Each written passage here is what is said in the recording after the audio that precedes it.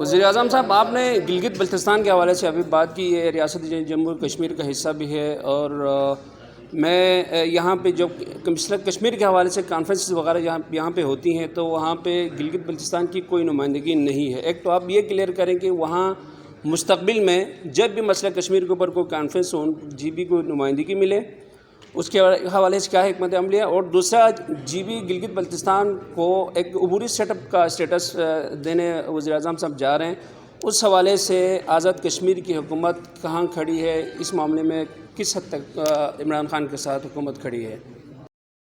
دیکھیں، یہ دو آپ کے کوشچن علیحدہ علیحدہ ہیں۔ ہم تحریک آزادی کشمیر کا بیس کیمپ ہے۔ ہمارا سٹیٹس جو ہے وہ جی بی والا نہیں ہے۔ ہاں، جی بی کو مل سکتا ہے وہ سٹیٹس، لیکن اس بنیاد پر کہ جی بی کے لوگ کیا چاہتے ہیں۔ اگر ہم یہ کہتے ہیں کہ رائے شماری ہو کہ کشمیری کیا چاہتے ہیں، تو پھر اس میں ان پر کیا پابندی ہونی چاہیے کہ ان کو یہ نہیں کرنا چاہیے، وہ کرنا چاہیے، جو ہم کہتے ہیں وہ کرنا چاہیے۔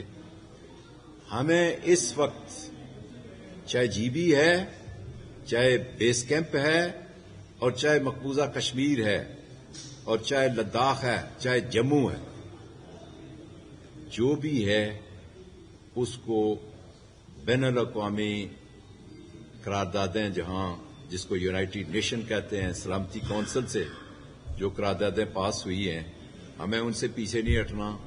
ہم اس پر کاربند ہیں، اس میں جی بی بھی شامل ہے، چاہے اس کو جو مرضی آپ سٹیٹس دیں، یہ بات نہیں ختم ہو سکتی کہ وہاں کوئی کل اگر یہ بات، میں سمجھتا ہوں کہ انشاءاللہ یہ ہونے والا ہے یہ کام، اگر یہ اقوام متحدہ کی قراردادوں کے مطابق ہوگا تو پھر جی بی بھی شامل ہے، مقبوضہ کشمیر بھی شامل ہے، اور آزاد کشمیر بھی شامل ہے۔ Thank you.